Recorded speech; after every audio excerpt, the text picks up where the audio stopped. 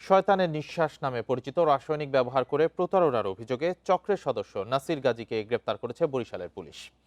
বুধবার সন্ধ্যায় পটুয়াখালী সদরের শ্রীরামপুর বাজার থেকে তাকে গ্রেপ্তার করা হয়।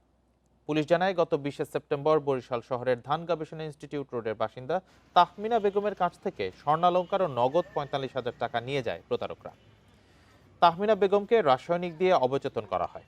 এই ঘটনায় ভুক্তভোগীর ছেলে মামলা করলে তদন্তে নামে পুলিশ।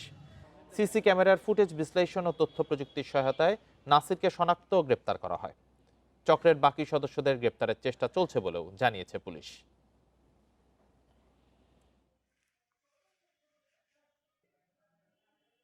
শয়তান নিঃশ্বাস যেটা বলে, এবার এর মাধ্যমে সে অনেক স্বর্ণালংকার এবং নগদ টাকা সে নিয়ে নিয়েছে প্রতারণা করে।